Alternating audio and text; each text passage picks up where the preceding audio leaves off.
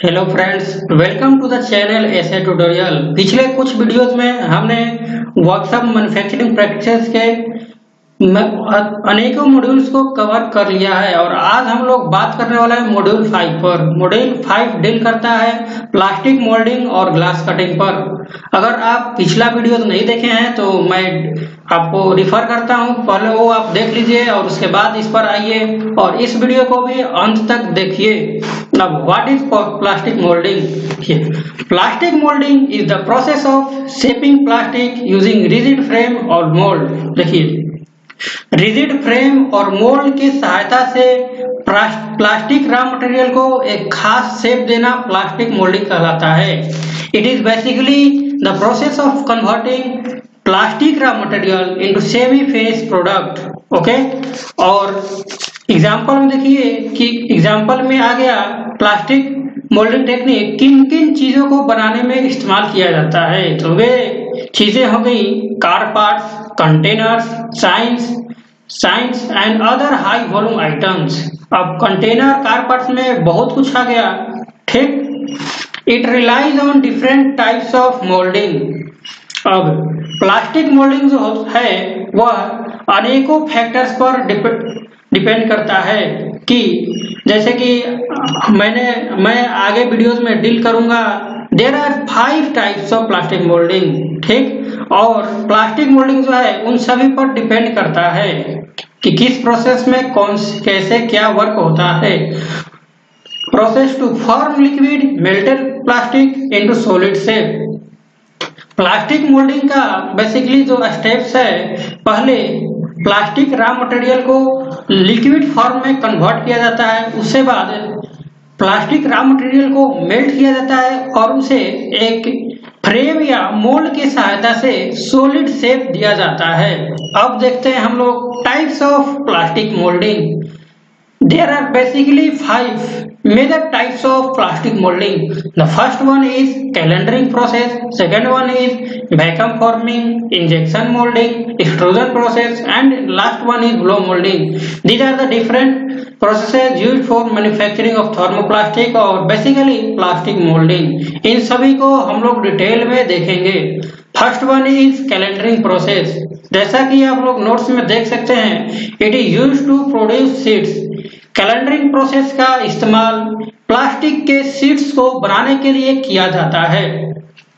The thermoplastic rod is rolled through heated roll. Each pair of rolls reduces the sheet thickness. इसका diagram मैं आगे दिखाऊंगा, लेकिन आप पहले समझ लीजिए यहाँ पर क्या मेंशन किया गया है। थर्मोप्लास्टिक डॉट इज रोल्ड, मतलब 2 या 2 से अधिक थर्मोप्लास्टिक डॉट लगे होते हैं जो रोलर की तरह होते हैं और मूव करते हैं और उनके थ्रू प्लास्टिक का जो रॉ मटेरियल है उसको पास कराया जाता है और जो रोल्स के पेयर होते हैं वे रॉ मटेरियल को शीट के डायमेंशन को रिड्यूस करते हैं और जिस डायमेंशन के जिस थिकनेस का हमें शीट चाहिए वो प्राप्त करते हैं, ठीक। जैसा कि मैंने बोला 2 और मोर देन 2, वही बात को यहाँ पर लिखा गया है। Several roll pairs are used for obtaining the desired sheet thickness.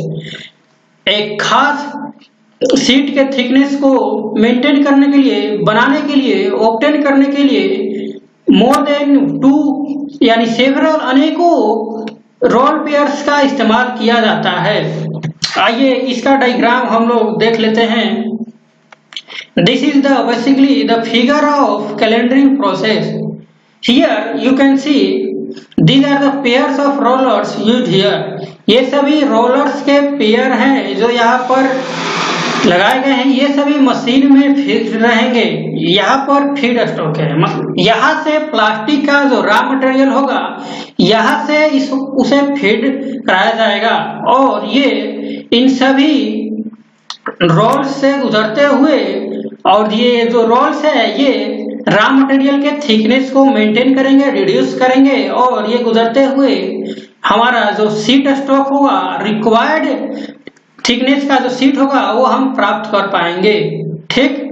यहाँ पर लिखा भी हुआ है टाइपिकल रोल कॉन्फ़िगरेशन इन कैलेंडरिंग। इसी का एक अच्छा डायग्राम नीचे मेंशन किया गया है। इसमें आप क्लियरली देख सकते हैं, यहाँ पर फीड स्टॉक है, यहाँ से हमारा प्लास्टिक का रॉ मटेरियल जिसका थिकनेस फिक्स नहीं रहता है, क्योंकि वह as you can see that is a raw material, उसे यहाँ फेड कराया जाएगा और इसे पेयर ऑफ रोलर से गुजारा जाएगा। और जैसा कि आप देख सकते हैं, ये जो रोलर्स हैं शीट के थिकनेस को रिड्यूस करेंगे और हमारे डिजायर्ड थिकनेस के शीट को फाइनली प्राप्त किया जा सकेगा।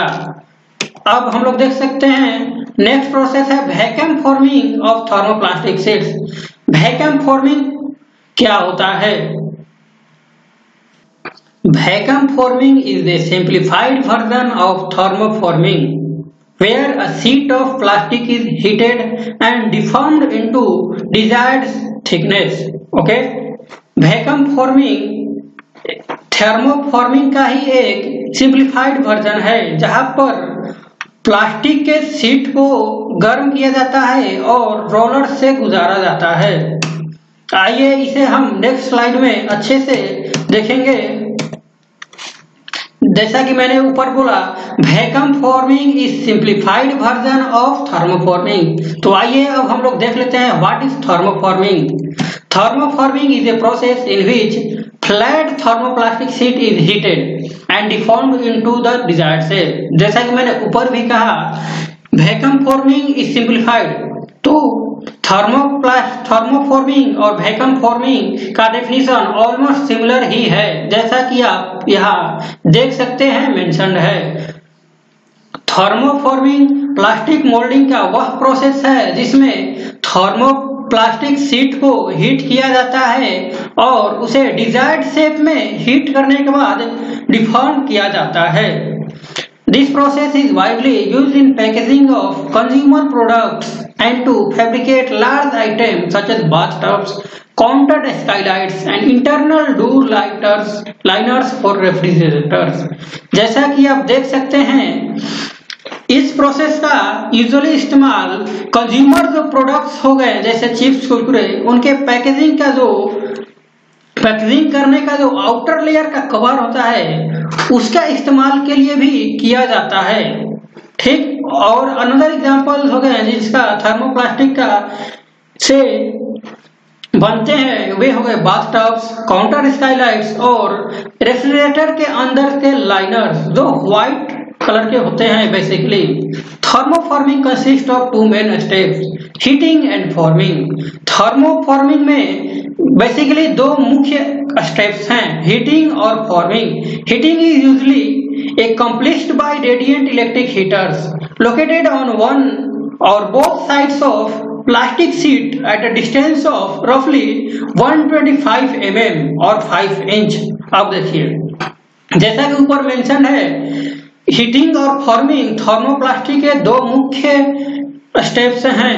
अब हीटिंग जो है, हीटिंग कैसे किया जाता है? अब देखिए, इसमें रेडिएंट इलेक्ट्रिक हीटर्स का यूज होता है ताकि प्लास्टिक के रॉ मटेरियल को हीट किया जा सके। और वे यहाँ पर लिखा भी हुआ है, वे जो इलेक्ट्रिक हीटर्स होंगे वे एक होंगे या दो होंगे, स्टार्टिंग प्लास्टिक शीट, और अगर दो होंगे तो दोनों इलेक्ट्रिक हीटर के बीच का डिस्टेंस 5 इंच होगा।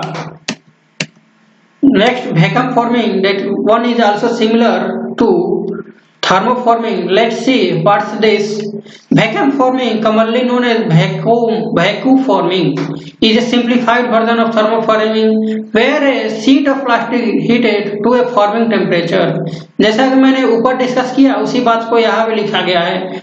Stretch into a single phase surface mold and held against the mold by applying vacuum between the mold surface and the sheet।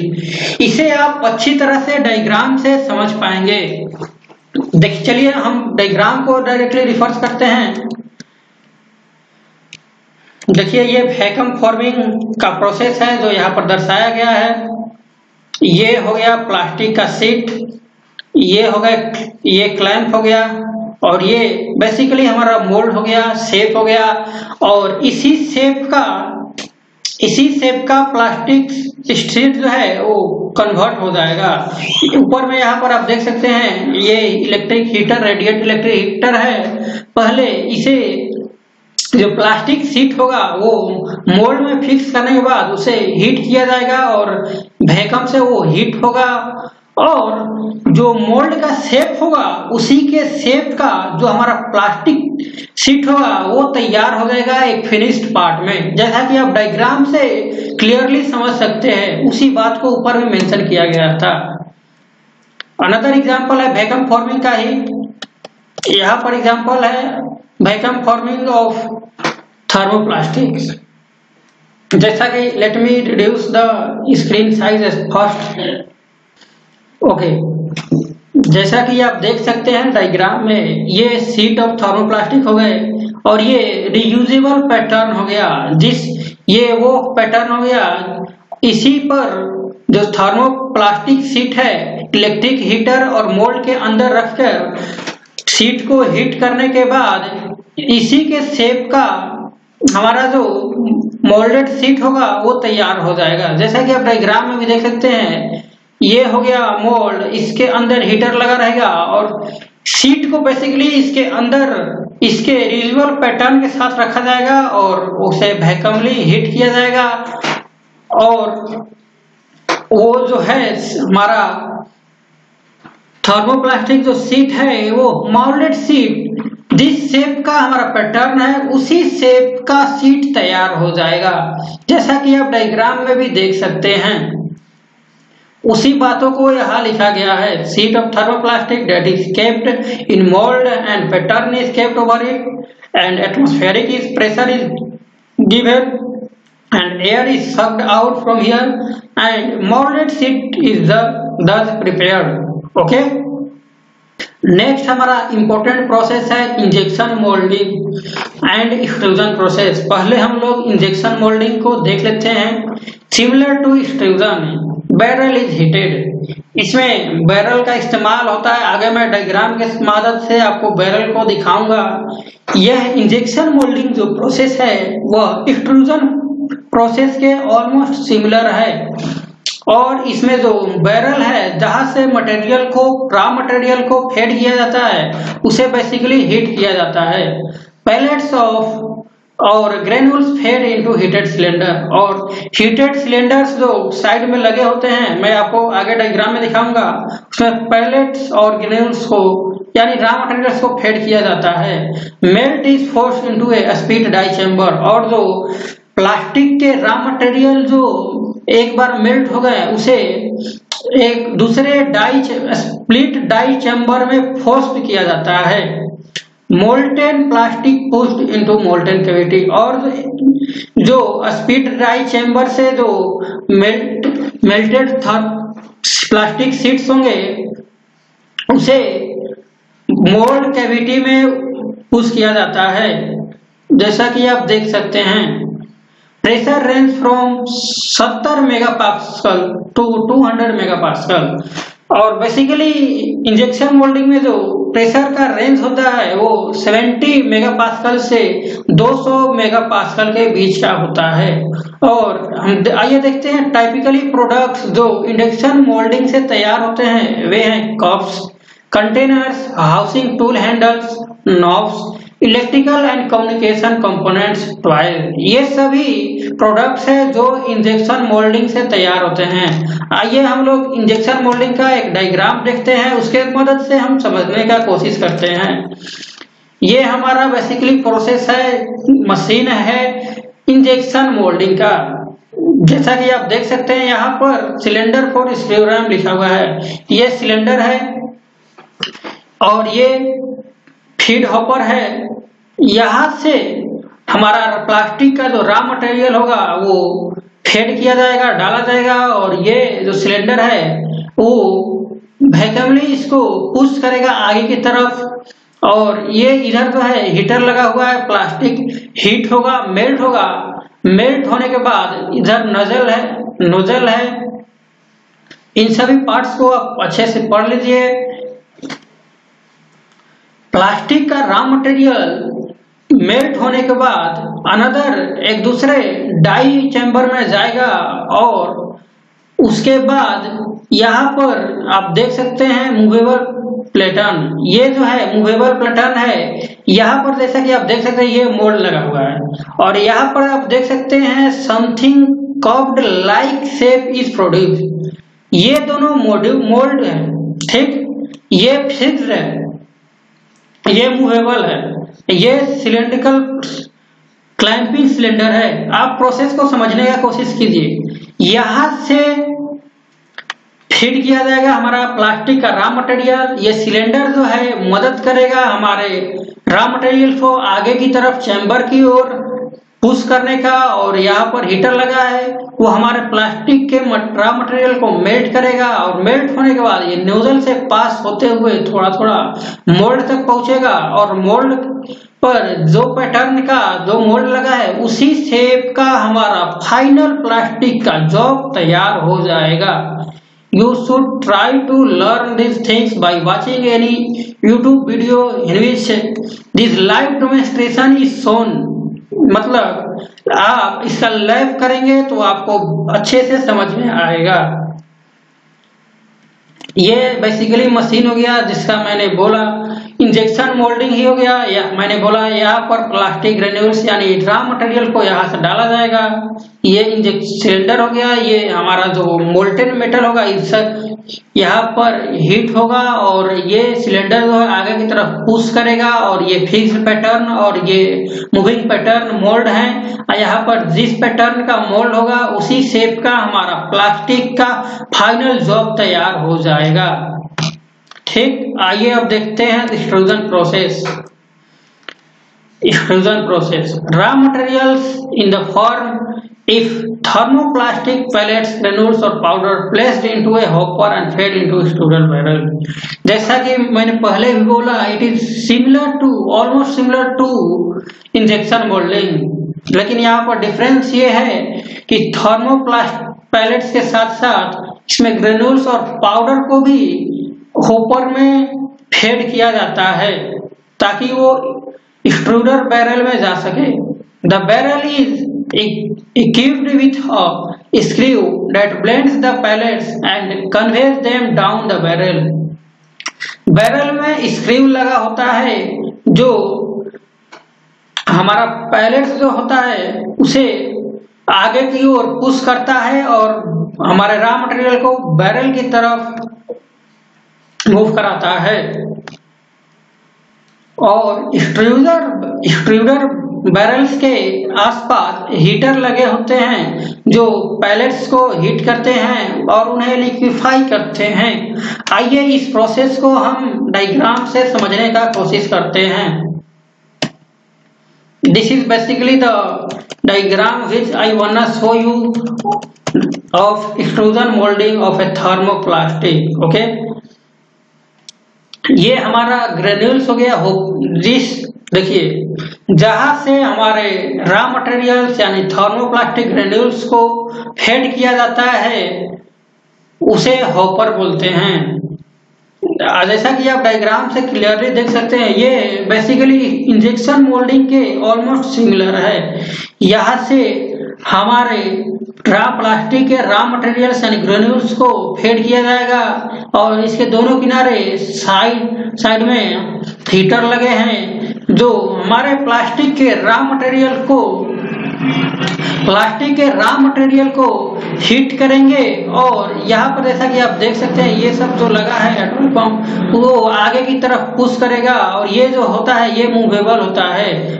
ठीक, आगे की तरफ पुश करेगा और आगे की तरफ डाई की ओर बढ़ेगा और वहां पर प्लास्टिक को दोनों तरफ जैसा कि आप देख सकते हैं एक टैंकर की मदद से वाटर को कोल्ड वाटर लगाया गया है ताकि हमारा जो हॉट प्लास्टिक है वो कोल्ड हो सके और एक्सट्रूडेड सॉलिड जो है वो कोल्ड हो सके और कोल्ड प्राप्त हो सके और हमारा डिजायर्ड शेप जो है वो उसमें प्राप्त हो सके।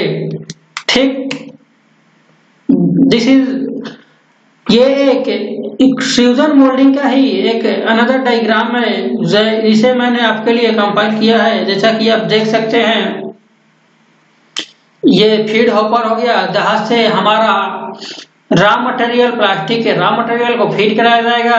इधर दोनों साइड हीटर लगे हैं, वे रॉ मटेरियल यहाँ पर मेल्ट होंगे और आगे की तरफ बढ़ेंगे। और आगे में ये जो ग्रीन टाइप के दिख रहे हैं वो बेकर लगे हैं जिसमें कोल्ड वाटर स्टोर होता है, और ये मेल्टेड प्लास्टिक को हीट करेंगे और हमारे डिजायर्ड शेप के, थिकनेस के थर्मोप्लास्टिक शीट्स को हम गेन करेंगे by the process of extrusion moulding.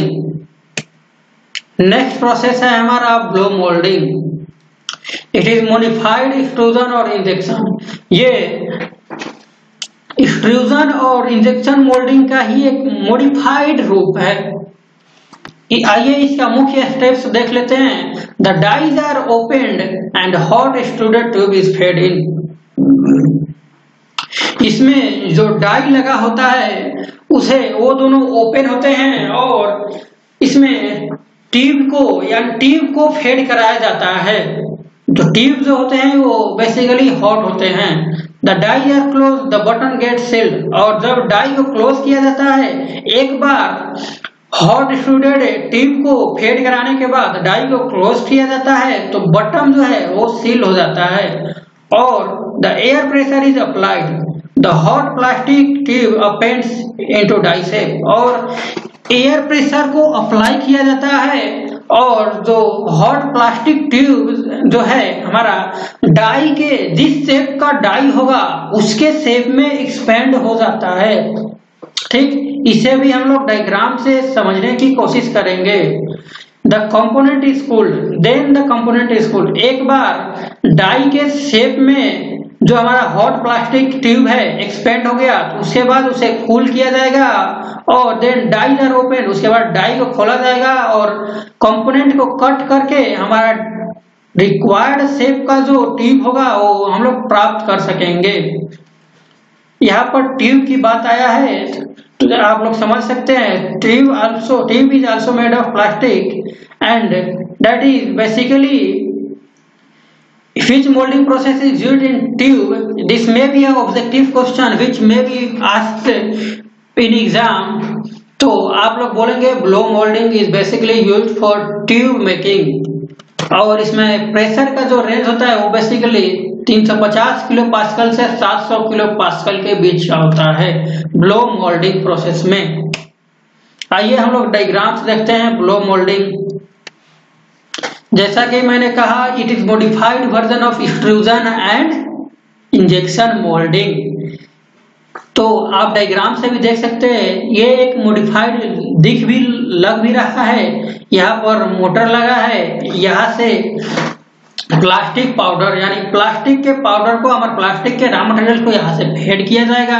ये दोनों साइड हीटर लगे हैं जो प्लास्टिक को मेल्ट करेंगे और ये मूवेबल पार्ट है जो प्लास्टिक को आगे की तरफ पुश करेगा और यहाँ से हमारा मेल्टेड प्लास्टिक यहाँ से ठंडा होते हुए गुजरेगा और यहाँ पर डाई लगा रहेगा और डाई के शेप का हमारा प्लास्टिक जो है वो शेप ले लेगा और उसके बाद यहाँ पर एयर दिया जाएगा वैक्यूम ताकि वो एक्सपेंड हो जाए और एक्सपेंड होने के बाद इसे कट किया जाएगा। डाई को जैसा कि आप देख सकते हैं ये अलग है, डाई को ये अभी बाद में अलग किया गया है। ठीक है, डाई को कट किया जाएगा और हमारा रिक्वायर्ड शेप का जो ट्यूब होगा वो हम लोग प्राप्त कर सकेंगे। यहाँ पर एग्जांपल में शो किया गया है generally container that is something looking like a bottle. जैसा कि आप देख सकते हैं एक बार वैक्यूम को एक्सपैंड ट्यूब हमारा प्लास्टिक शीट प्लास्टिक के मेल्टेड रॉ मटेरियल को एक बार एक्सपैंड होने के बाद वैक्यूम दिया गया, वो डाई के शेप में एक्सपैंड हो गया और उसके बाद डाई को कट करके हमारे फाइनल जॉब को प्राप्त किया गया। ठीक, अब हमको लगता है तो प्लास्टिक मोल्डिंग वहीं पर एंड होता है। नेक्स्ट हमारा टॉपिक है glass cutting.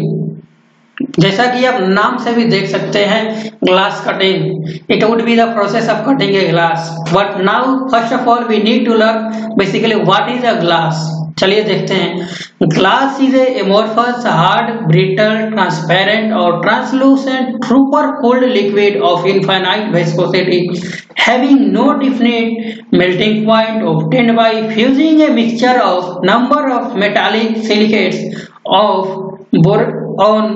borates of sodium, potassium, calcium and a plumbum. Types of glass।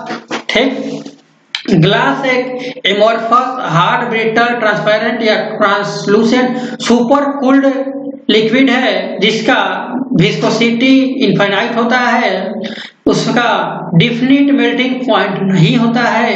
और इसे कैसे प्राप्त किया जाता है?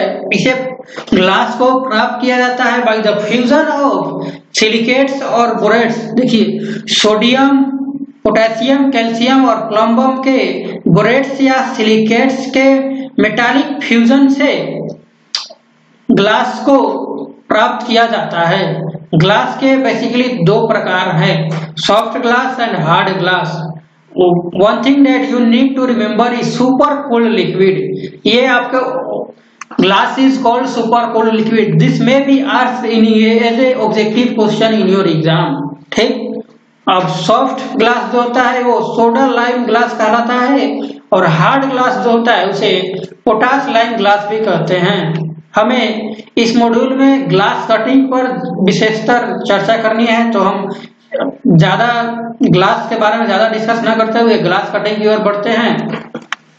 जैसा कि आप समझ सकते हैं, glass cutting is a process of cutting glass across a fixed edge और लाइन। ठीक, and there are basically two types of cutting the glass, cutting along a straight line और cutting along a circular disc. Disc वाले section को हम लोग आगे देखेंगे, पहले हम लोग cutting along a straight line देखते हैं। The glass sheet is laid on a table with a closed pad underneath. Glass का जो शीट है जिसे हमें कट करना है उसे टेबल पर पहले रखा जाएगा विथ ए पैड, और उसे एक पैड के मदद से फिक्स किया जाए ताकि वो इधर उधर न मूव हो। And a straight line is scored with the help of straight edge, generally made of wood और मेटल।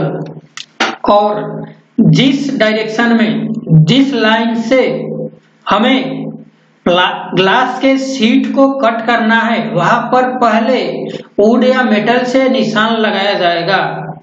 ठीक है, और ग्लास कटर का इस्तेमाल करते हुए, निशान लगाने के बाद ग्लास कटर का इस्तेमाल करते हुए हमारा जो निशान होगा उसके अनुसार हमारे ग्लास के शीट को कट किया जाएगा। जैसा कि आप देख सकते हैं डायग्राम में, ये एक ग्लास का शीट है जिसे ये मार्क किया गया है कि यहाँ से इसको कट करना है।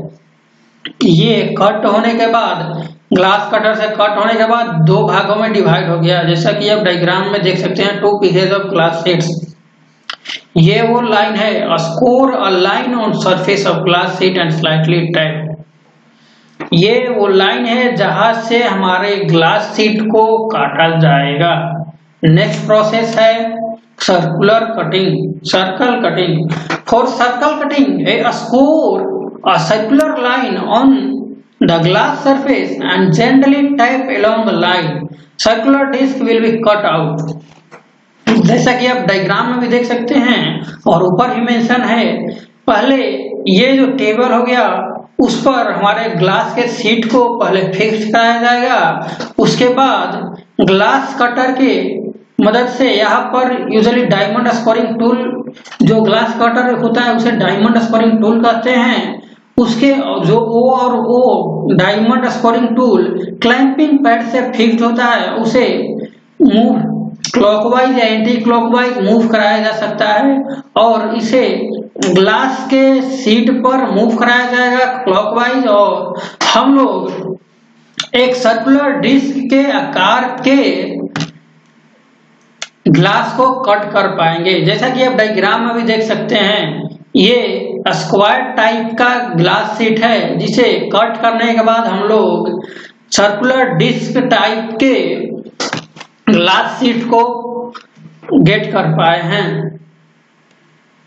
अब है ग्लास कटिंग टूल्स। बेसिकली ये ग्लास कटर है, जैसा कि आप देख सकते हैं। ये इनका हैंडल होता है, ये मेटल का हो गया, ये डायमंड का बना हुआ डायमंड पॉइंट हो गया। बेसिकली इसी का इस्तेमाल यही सेक्शन है जो हमारे ग्लास शीट को कट करता है। बेसिकली ये ग्रुप्स हो गए फॉर कटिंग। ये अनदर टाइप के कटर हो गया जिसमें cutter with handle diamond coated cutting wheel. Okay, ये अनदर टाइप का ग्लास कटर हो गया जिसमें डायमंड कटिंग व्हील के साथ साथ ग्रुप्स भी लगा होता है। आइए हम उसका डायग्राम एक क्लियरली देख लेते हैं। ये हो गया जो मैंने ऊपर भी बताया, ये स्कोरिंग लाइन हो गया जहां से हमारे ग्लास शीट को कट किया जाएगा और हमारा ग्लास शीट 2 पीसेज में डिवाइड हो गया, कट हो गया। जैसा कि देख सकते हैं मेंशन भी है, the process of cutting a piece of sheet of glass. ये सर्कल कटिंग हो गया, ये क्लैंपिंग पैड। यहाँ पर मैंने दोबारा आपको इसलिए दिखा रहा हूँ ताकि यहाँ डायग्राम क्लियर है, आपको समझने में कोई प्रॉब्लम ना हो। ठीक, ये क्लैंपिंग पैड्स हो गए, ये फिक्स्ड, ये डायमंड स्कोरिंग टूल को फिक्स करते हैं और इसको क्लॉकवाइज मूव कराएंगे। और जो हमारा स्क्वायर टाइप का जो ग्लास शीट होगा उसे सर्कुलर डिस्क टाइप के ग्लास शीट को कट कराएंगे। Cutting a circular disc, this one is the process called cutting a circular disc. Okay, आगे हम लोग डायग्राम देख लेते हैं। ये glass cutter with diamond point, ऊपर भी मैंने आपको डायग्राम दिखाया। ये डायमंड पॉइंट यहाँ होते हैं, ये ग्लास ग्रुप्स हो गए फॉर कटिंग, ये हैंडल हो गए। ये सभी various types of glass cutter हैं। चलिए इनका एक क्लियर डायग्राम देख लेते हैं। Let me reduce the screen size first. Okay, जैसा कि आप देख सकते हैं यहाँ पर ग्लास को शो किया गया है। ये ग्लास कटर है, ये ग्रुप्स है, ये हैंडल है। यहाँ पर डायमंड स्कोरिंग टूल लगाया हुआ है जो हमारे ग्लास को कट करेगा। ओके, तो now we come at the end of this module. यहीं पर आपका मॉड्यूल 5 समाप्त होता है। अगर आपको यह वीडियो पसंद आया तो आप इसे लाइक कीजिए, अपने फ्रेंड्स के साथ शेयर कीजिए और अपना फीडबैक कमेंट सेक्शन में लिखिए। और हमारे डिस्क्रिप्शन में इंस्टा और व्हाट्सएप आईडी का लिंक, व्हाट्सएप नंबर दिया हुआ है। आप हमें इसका नोट्स पीडीएफ में चाहिए तो व्हाट्सएप पर मुझे कांटेक्ट कर सकते हैं और मुझसे मांग सकते हैं। और आपका अगर कोई क्यूरीज है तो do write them in the comment section. तब तक ta-ta, bye bye, take care, happy learning. Okay.